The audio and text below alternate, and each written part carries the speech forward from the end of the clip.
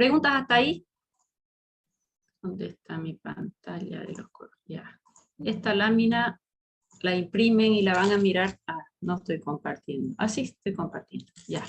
La van a mirar siempre y de tanto mirarla se la van a estudiar, ¿ya? Entonces recordar mi núcleo base. Y no es lo mismo un colesterol como acetato de colesterol que un colesterol que me está haciendo dislipemia y lo tengo en exceso en sangre. No es que el que va a tener más colesterol va a tener más hormonas. No es cualquier colesterol. Es el colesterol que entró en beta oxidación y es un colesterol bueno. Se llama acetato de colesterol. Acá la estructura base es ciclopentano perhidrofenantreno, ya se los he mencionado, y yo les pregunté qué fármaco era que tenía ese mismo núcleo base y era la digoxina. La digoxina que la uso en insuficiencia cardíaca, y esa digoxina, al tener la misma estructura base de estos esteroides, pues nos aumentaba los niveles de estrógeno, y en mujeres hacía cornificaciones vaginales, en los hombres hacía ginecomastia, muchas veces galactorrea inclusive, porque aumentaban los niveles de estrógeno, inhibía su biotransformación y disminuía el paso de,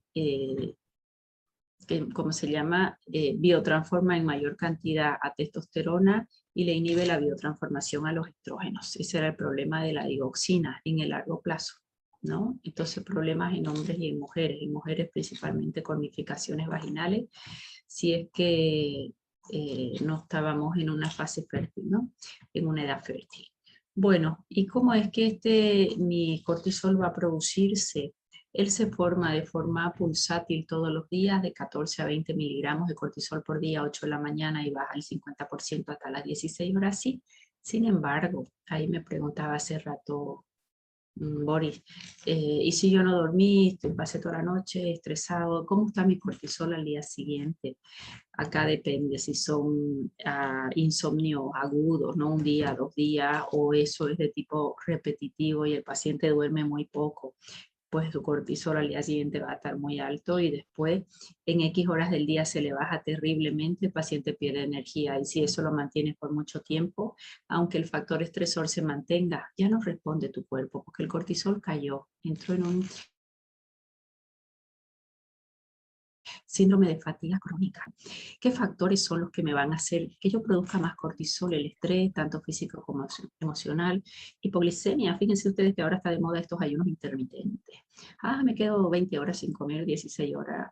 Lo ideal son 12 horas sin comer, porque esa hipoglicemia es un factor estresor importante que va a elevar niveles de cortisol, entonces se estimula a la hormona liberadora de corticotropina en hipotálamo, y eso va a estimular a la hipófisis. La hipófisis que va a producir, me va a producir la ACTH que va a producir estimula corteza de la suprarrenal, entonces me va a aumentar la concentración de cortisol, que de acuerdo al valor de cortisol va a ser el feedback negativo, tanto a hipotálamo como a la hipófisis, ¿de acuerdo? O sea que ese ciclo circadiano ya ustedes lo conocen, no voy a entrar en mayores discusiones, ya lo han estudiado muchas veces. Acá es importante, fíjense cómo cuando hay algún estímulo inmunitario, sea un proceso viral, bacteriano o parasitario inclusive, y empieza a activarse mi sistema inmune, los macrófagos son los primeros en llegar hasta el lugar donde ingresó ese agente extraño, eficarse de acuerdo a la liberación de las citoquinas, interleuquina 1, interleuquina 6, factor de necrosis tumoral, se van diferenciando, y ahí tenemos toda la línea luego de los linfocitos, ¿no? Según hasta dónde esa inmunidad la estamos estimulando, y ellos estimulan el centro regulador de la temperatura, el paciente tiene fiebre. Entonces fíjense, la fiebre responde a un sistema inmune.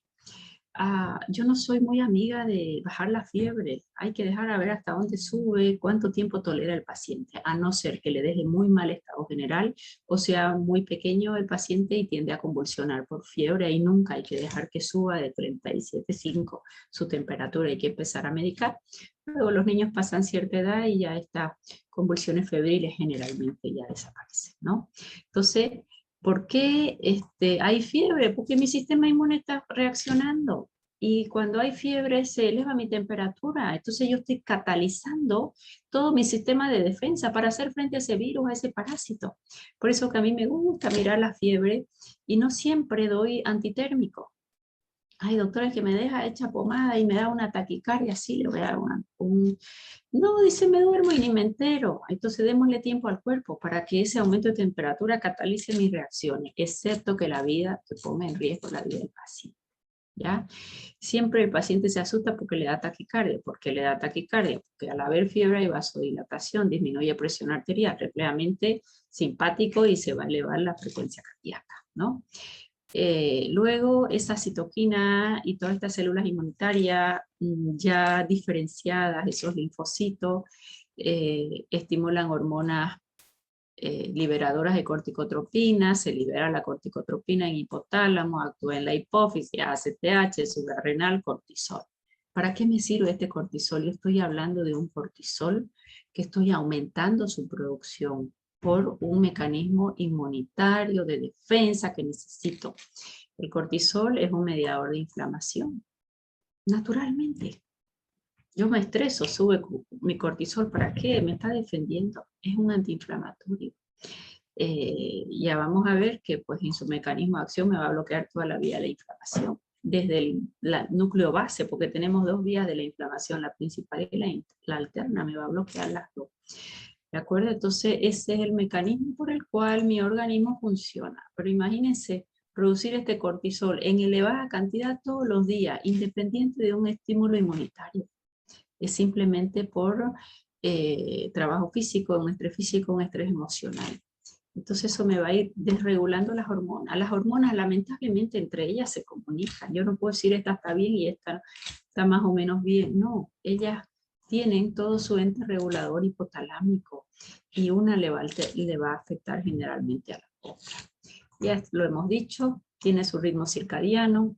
En estrés se aumenta, claro, pero si yo vivo una vida normal, me levanto, tengo un buen ánimo, hago mis actividades, estudio, trabajo, hago mi distensión en ejercicio físico, entonces sube y baja, un ciclo normal, es lo ideal. El problema es o cuando es muy bajito o cuando ya lo hago. Y tiene su retroalimentación negativa, sí. Ay, quiero borrar y esto está más lento que un zapallo frito. ¿Ok?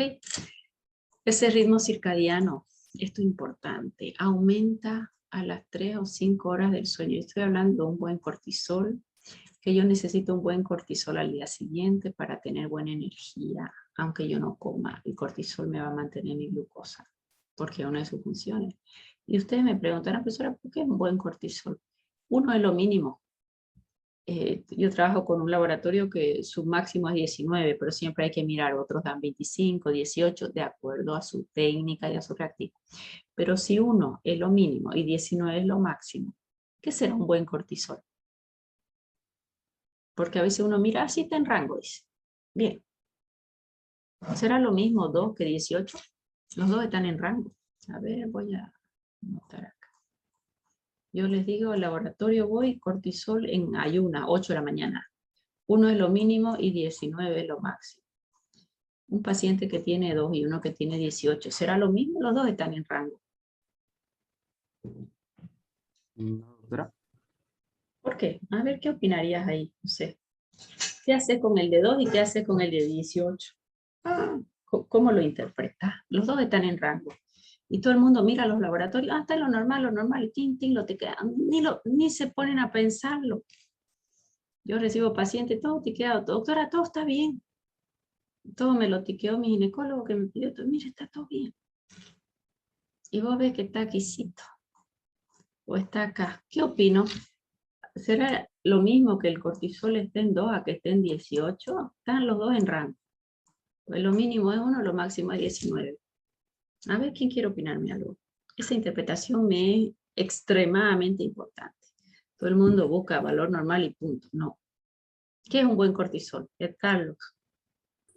Tendría que mirar el horario que hizo la prueba, doctora. Si fue en la mañana, si fue en la tarde. 8 de la mañana. 8 de la mañana y ayuno, como se pedía. ¿Será lo mismo que estén 2, que estén 18? No, supongo que la mañana debería estar elevado, ¿no? Si está abajo, hay un problema. No supongas, háblame con evidencia. ¿Cuánto sería un buen cortisol para ti a la mañana? Ahí el laboratorio dice que lo mínimo es 1, lo máximo es 19. ¿Qué sería para ti un buen cortisol? Cerca de los 19, doctora, sería en la mañana. Ya. Error. ¿Qué es un buen cortisol? Está en un punto medio entre 19 y 1, doctora. 19, Boris, ¿cuánto es? ¿Cuánto es 1 más 19, Boris? 20, doctora. Gracias. ¿Y la mitad de 20? 10. 10. Es un buen cortisol. Si está en 18, probablemente ya pensaría yo en una hipercortisolemia, un paciente que no me baja su estrés, no descansa, tiene mucha actividad y no le ha dado, no permitió bajar, y el que está en 2 ya está entrando en una fase de fatiga crónica. Pero los dos están en rango normal según lo que me da el laboratorio. Un buen cortisol es entre el mínimo y el máximo, mitad. Si se me está acercando hasta acá, ese paciente ahí, ya creería yo, me voy acercando a una hipercortisolemia y voy a escuchar sus síntomas. Hay días, doctora, que amanezco cansado, otros días estoy bien, no es siempre. Y empieza con 2 veces a la semana, después 3, después 4, después 5, después todos los días, después ya no quiere levantarse. Está todo normal en mi vida, o sea, no tengo grandes problemas, pero claro, eso es estrés.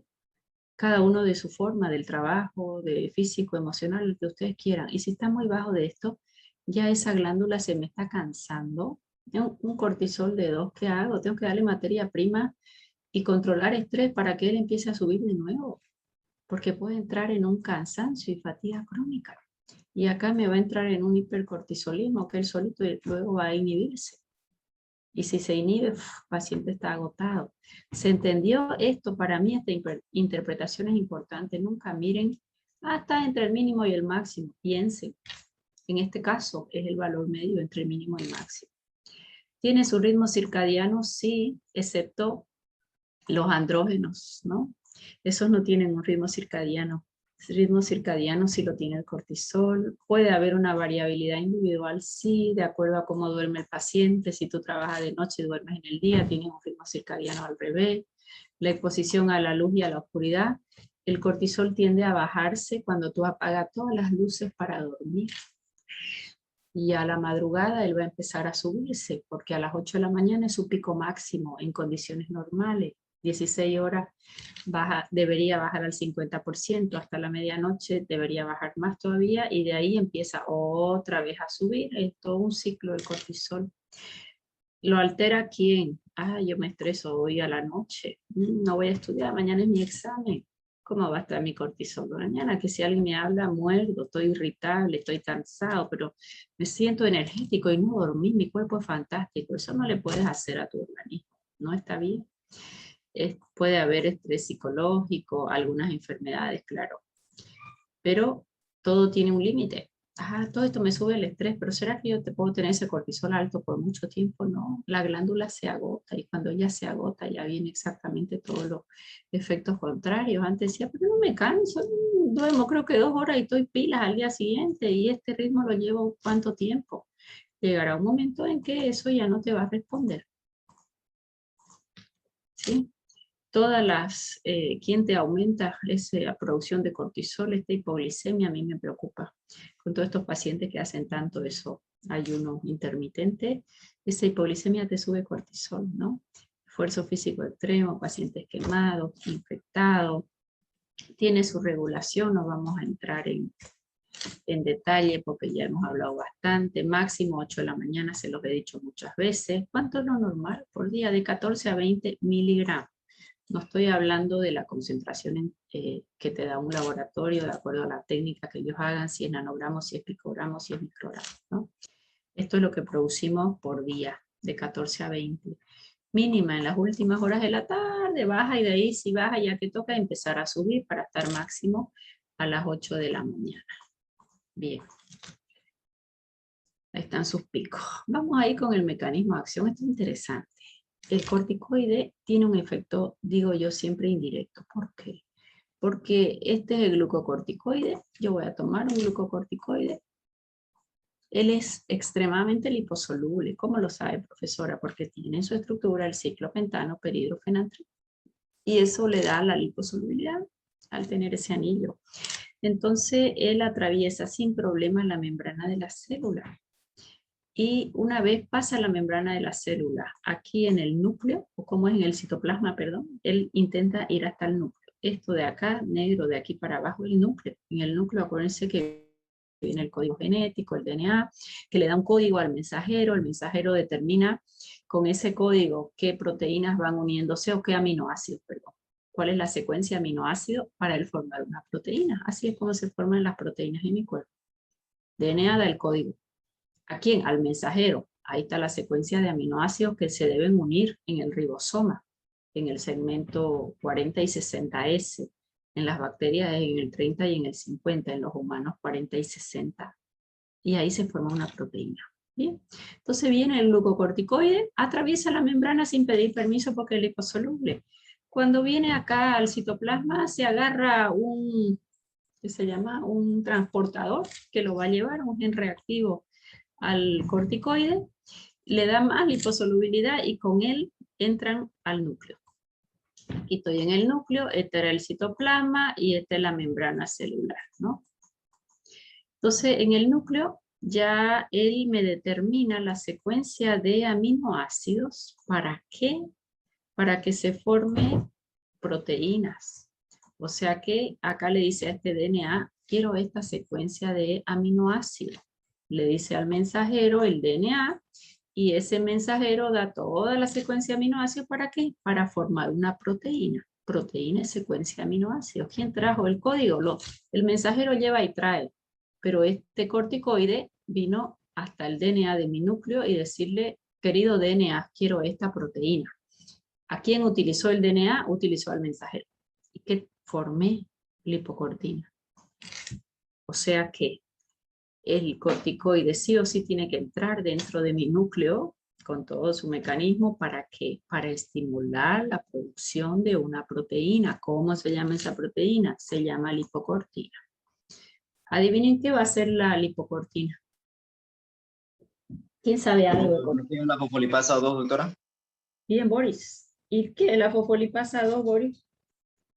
La enzima que convierte los fosfolípidos de la membrana celular en ácido araquidónico. Ya, y el ácido araquidónico, ¿qué rol importante tiene en mi organismo?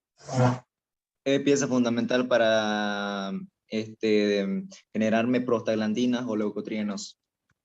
Ya, para la línea de inflamación, la principal y la alterna. Perfecto, Boris, ese es el razonamiento. Listo. Entonces, todo esto que el corticoide entró a membrana, citoplasma, núcleo, todo fue para qué. Podemos decir que el corticoide una vez ingresa estimula la síntesis de una proteína. ¿Cómo se llama la proteína? Se llama lipocortina. ¿Qué es lo que va a hacer la lipocortina? Esa lámina anterior la vamos a ver al final porque voy a profundizar ahí un factor interesante que hoy intentamos manejar mucho en inflamación, que es el factor transcriptor NF-kappa beta. El que quiera puede leer un poquito, ¿ya? Entonces, fíjense ustedes que, ¿dónde va a actuar esa lipocortina? Aquí. Vamos a ponerla, lipocortina. ¿Qué es la lipocortina? Es una proteína. ¿De dónde vino? Entró el corticoide y dio el código genético para que se sintetice esta proteína. Se llama lipocortina. ¿Qué hace la lipocortina? Viene y actúa, como decía Boris, sobre la fosfolipasa 2 y la bloquea. Le dice, no quiero que te formes. ¿Pero qué rol jugaba aquí la fosfolipasa 2? La fosfolipasa 2, Boris, ¿la tengo siempre en mi cuerpo o cuándo se produce? Se activa tras una lesión, doctora, ¿Una lesión de quién? de la célula, ¿De qué parte de la célula? de la membrana celular. De los fosfolípidos de membrana celular. Y todas las membranas celulares tienen la doble capa de fosfolípidos. ¿Quién puede agredirte, Boris, ese fosfolípido de la membrana? ¿Qué estímulo? Mecánicos químicos. Mecánico. Yo me golpeo programado.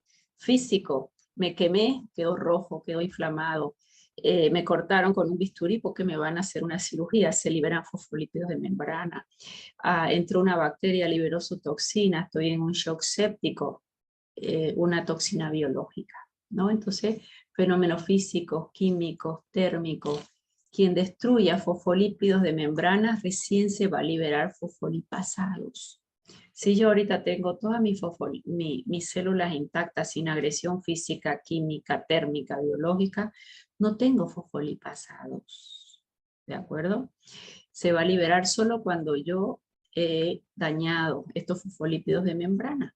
¿Y qué era lo que hacía la lipocortina? Que era producida gracias al glucocorticoide. Bloquea fosfolipasado. ¿Qué me va a bloquear? Al ácido araquidónico. ¿Y el ácido araquidónico qué rol juega acá? Ah, esta es la vía principal de la inflamación y esta es la vía alterna. Me bloquea las dos. No va a haber ni ciclooxigenasa ni lipoxigenasa. Y si yo recuerdo un poquito que esto algo les he dado, por eso es que voy a avanzar después a INE, porque está enganchada en la misma fisiopato. Si no hay ciclooxigenasa, no hay prostaglandina. Prostaglandina de la serie 2 son proinflamatorias, dan calor, vasodilatación, dolor, rubor, edema, toda la tetrada de Celso que ustedes quieran.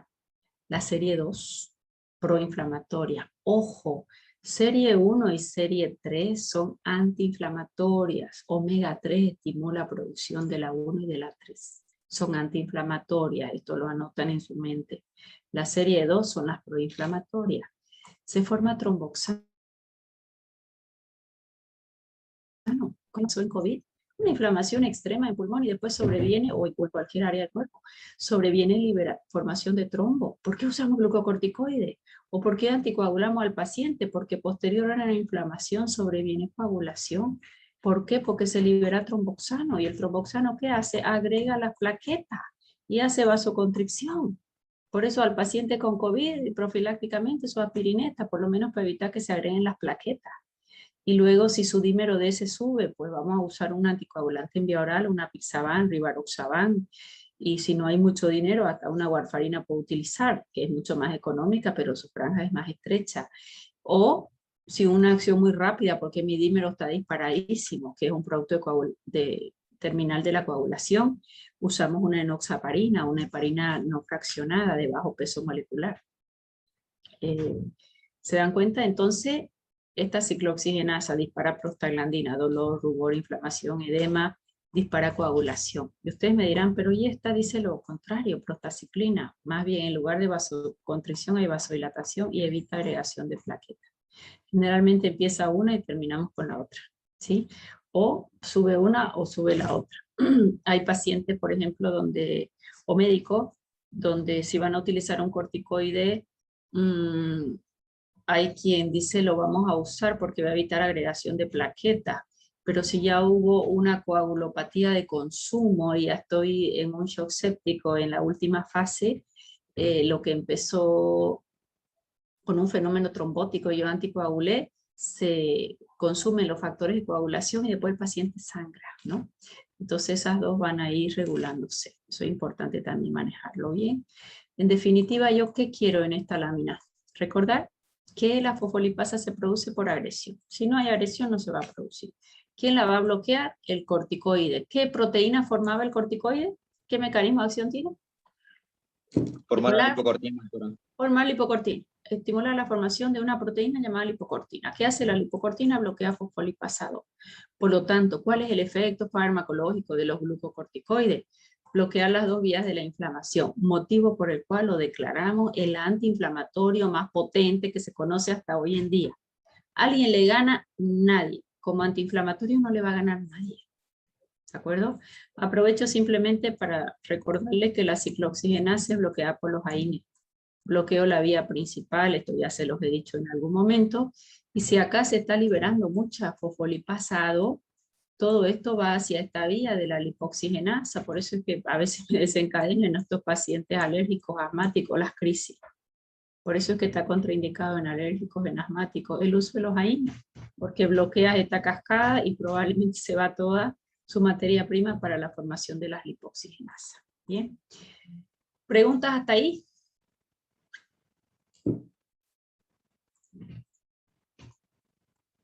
Ya. Bien, entonces si yo tendría que pensar en el efecto farmacológico de los glucocorticoides antiinflamatorios, como el Doctora, libro. una pregunta. Sí, señor.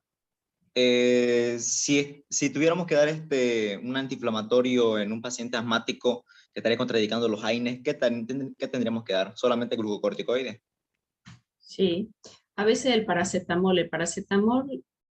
es controversial en que muchos lo meten como una AINE, más no tiene los efectos adversos de los AINES.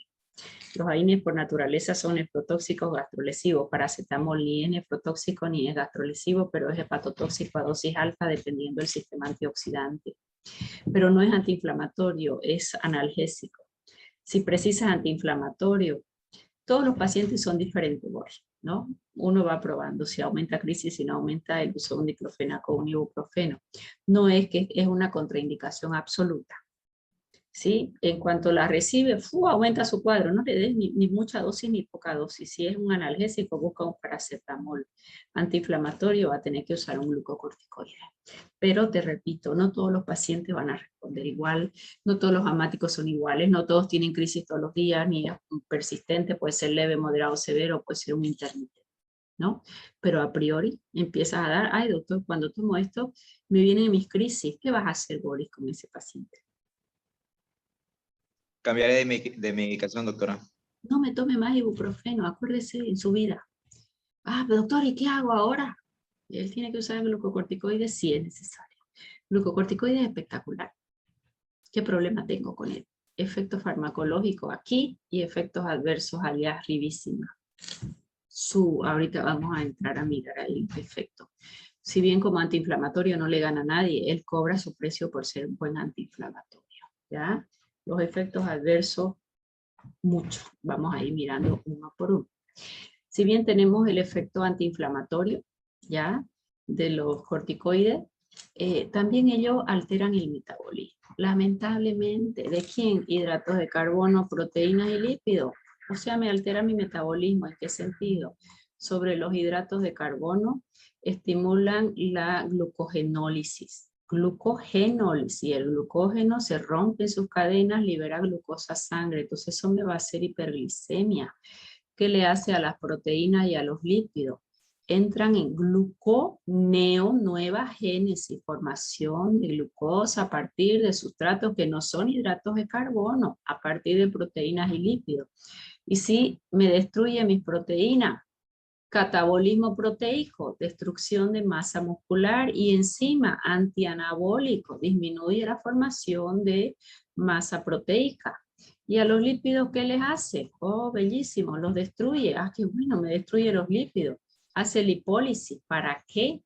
Para que ellos entren a ciclo de Krebs y formen glucosa, gluconeogénesis. Pero ¿cuál va a ser el resultado? Además, que va a haber aumento de los ácidos grasos en sangre y de YAPA, te redistribuye los lípidos.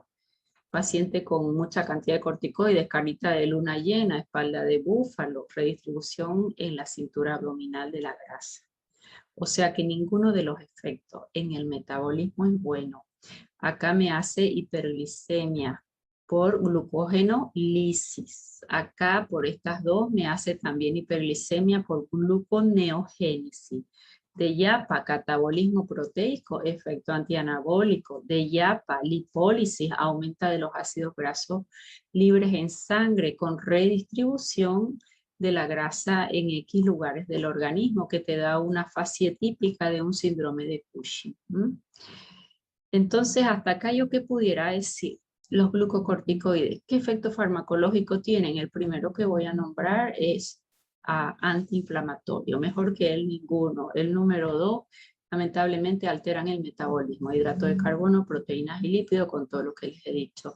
Y la número 3, ¿cuál es? ¿Quién sabe cuál es la número 3?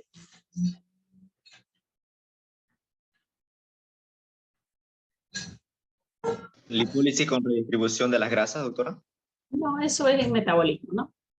A nivel metabólico. Hemos dicho antiinflamatorio, a nivel metabólico con su... ¿Retención de sodio y agua, doctora, por la acción de los mineralocorticoides? Ya, de momento solo efecto glucocorticoide, que ya vamos a ver que no lo puedo separar el mineralocorticoide, que ya lo vamos a ver enseguida. Inmunosupresor. No a dosis baja, a dosis un poquito más alta. disminuye el sistema inmunológico a la respuesta de las células de inmunidad. ¿Para quién es beneficioso y para quién no es beneficioso? ¿Qué me diría? Para un paciente con shock séptico, doctora, sería beneficioso. ¿Por qué? Porque estamos generando una intensa respuesta inflamatoria en este momento. Pero yo hablo de efecto inmunosupresor. Como antiinflamatorio sí, lo va a tener que usar. Pero hemos dicho que es antiinflamatorio y vamos a ver todas sus indicaciones. ¿Ok? Hemos dicho, Eso serían los trasplantes de paciente con órganos. lupus, doctora. no entendí. Quiero saber, ¿para quién es beneficioso el efecto inmunosupresor y qué efecto adverso tendría en el que no es beneficioso? Un paciente con lupus, doctora. ¿Por qué es beneficioso? Está bien, Boris. Porque este paciente presenta una reacción autoinmunitaria. Ya. Bien. En todas las autoinmunes o paciente trasplantado, yo quiero tener ese sistema inmune bajo. Ojo, si está bajo es susceptible de agarrar cualquier infección o enfermedad, ¿no? Eso está claro. O sea que ahí es un efecto bueno, paciente trasplantado o con un autoinmune, que no la va a curar, simplemente va a bajar el sistema inmune para que no haya mucha reacción nada más. Para ir frenando, controlando, pero no cura nada. Un síndrome nefrótico sí lo puede revertir, pero son muy pocos los casos de otras patologías. Pero si yo estoy utilizando en un paciente por mucha inflamación, como un COVID, a veces se usaron dosis tan altas que hicieron un feedback negativo completo. En ese caso, ¿qué desventaja tengo? Que me baja el sistema inmune, el paciente está intubado, el paciente está internado, hay 8.000 bacterias a su alrededor, bajó su sistema inmune y al final se salvó de COVID y terminó con una infección intrahospitalaria que no pudo salir. O sea que doble filo. Antiinflamatorio no le ganó a nadie, pero el efecto inmunosupresor muchas veces es no deseado. Lo hemos nombrado en qué pacientes va a ser un efecto deseado. ¿Ok? A eso le agregamos lo que decía Boris, tengo este efecto mineralocorticoideo. Y aquí va a ser la gran diferencia entre los corticoides. Vamos a ver una clasificación de corticoides, donde los vamos a clasificar de acuerdo qué porcentaje es glucocorticoideo, que es antiinflamatorio, y qué porcentaje es mineralocorticoideo, que es retención de sodio y agua por estimulación de aldosterona. ¿Sí? Entonces mi clasificación de corticoides, ¿en qué sentido la voy a mirar? Uno, de acuerdo a que si son de acción rápida, de acción intermedia o de acción lenta. Listo. Lo otro que voy a mirar es su porcentaje de actividad, glucocorticoidea o mineralocorticoidea. 50-50, mitad, glucocorticoidea, mineralocorticoidea. Esa es la hidrocortisona. ¿Qué le voy a dar a mi paciente en un shock séptico o en cualquier shock excepto el hipovolémico? Presión en el piso, una inflamación severa, una hidro. ¿Por qué hidro, profesora? Si tiene solo el 50% de la acción antiinflamatoria, el otro 50% es mineralocorticoideo. Porque va a retener sodio, va a retener agua y eso me va a aumentar la volemia. ¿Se dan cuenta? Entonces, así es como vamos a ir revisando los glucocorticoides, más mineralo o más glucocorticoideo. Este paciente tiene una artritis reumatoidea y le han dejado su glucocorticoide. ¿Qué quiero en él? ¿El efecto mineralo o el efecto gluco? Gluco, doctora. Ya, entonces buscaremos uno que tenga poquito efecto mineralo para que no me suba tanto la presión. Y voy a usar una prednisona, prednisolona, o una beta, o una betametasona o una dexametasona. Dexa usamos mucho en COVID. ¿Por qué? Porque así es su efecto mineralocorticoide, casi no va a subir presión. Ojo, va a subir la glucosa lamentablemente. Si es diabético se nos incendia, hay que usar insulina, ¿no? Pero esa es la idea que yo quiero que se formen ustedes en la cabeza. ¿Qué necesita un corticoide? Acción rápida, acción intermedia, acción lenta. Hizo un edema de glotis, porque le sacaron el tubo, hizo un broncoespasmo secundario a la retirada del tubo, eso es muy usual en los pacientes que han estado intubados por un tiempo, o a veces por pocas horas. ¡Pum! Se cierra la glotis, hay que volver a intubar y metes una hidrocortisona, que es la de acción rápida, hasta 500 miligramos inclusive, o vas haciendo de 100 en 100 de acuerdo a la respuesta, porque es de acción rápida. ¿Se dan cuenta? Más si tu paciente tiene una artritis o un lupus, ¿qué hago con un corticoide de acción rápido? No hago nada, porque no me va a cubrir todas las horas del día. Y yo no le voy a estar pidiendo que tome cada 6 horas o cada 8 horas. Y quiero que sea poquito mineralocorticoide para que no me retenga sodio y agua. ¿De acuerdo? Entonces, esa va a ser las características intrínsecas que debemos contemplar en los corticoides. ¿Todos son antiinflamatorios? Sí. ¿Todos tienen algo de efecto mineralocorticoide? Sí. Ya sea 0,01 o ya sea un 99%. Y si digo 99%, estoy hablando de una fludrocortisona. ¿Para qué usarían? 1% gluco y 99% mineralo. ¿Para quién usarían?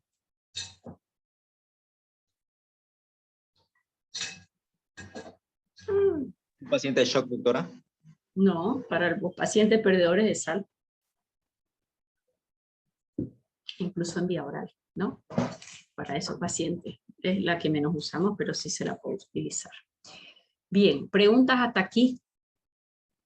Solo hemos visto el efecto antiinflamatorio, hemos visto el efecto metabólico, se los he mencionado el inmunosupresor y el efecto mineralocorticoideo. Ya. Sobre el metabolismo de proteínas, antiinflamatorio y inmunosupresor. Ok. Cuando se les pregunte, bueno, no voy a hablar mucho porque se va a acabar la clase. Efectos farmacológicos de los glucocorticoides, que es lo primero que tengo que decir. Antiinflamatorios, los más potentes que se conocen, inmunosupresora a dosis un poco más alta, pero también efectos farmacológicos intervienen en el metabolismo de carbohidratos, proteínas y lípidos.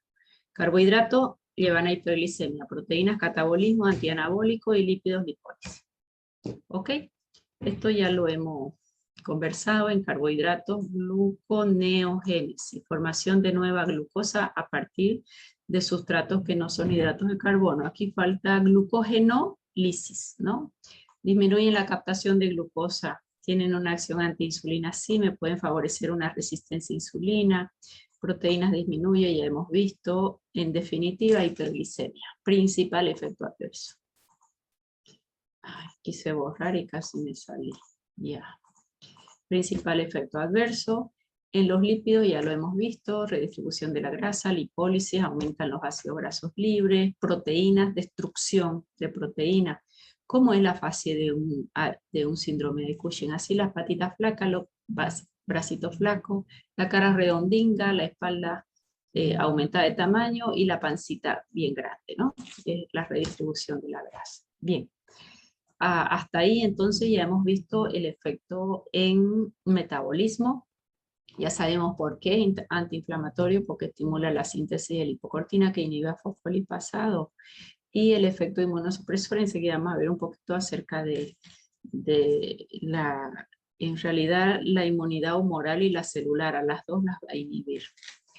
Bien, entre sus otros efectos, porque lamentablemente tenemos más efectos adversos que efectos farmacológicos deseados, vamos a empezar a nivel óseo, vamos a dejar aquí porque falta un minuto, ¿ya?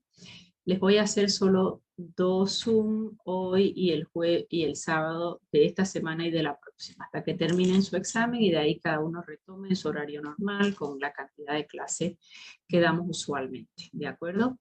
¿Alguna pregunta hasta aquí?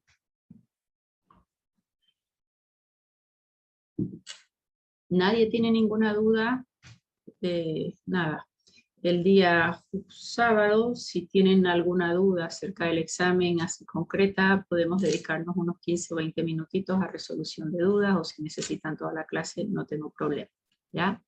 Revísenme bien glucocorticoide, un tema que hay que saberlo manejar. Así como es espectacularmente bueno, la toxicidad de él es importante, su perfil de seguridad, principalmente en el uso crónico o dosis altas por bajo tiempo. Las dos son susceptibles de darnos efectos adversos bien importantes a nivel óseo, a nivel de piel, a nivel de ojos, a nivel de la cabeza, a nivel metabólico, a nivel de presión arterial. Los efectos adversos son extremadamente altos, más vamos a mirar uno por uno y me tienen que saber el por qué hace hiperglicemia.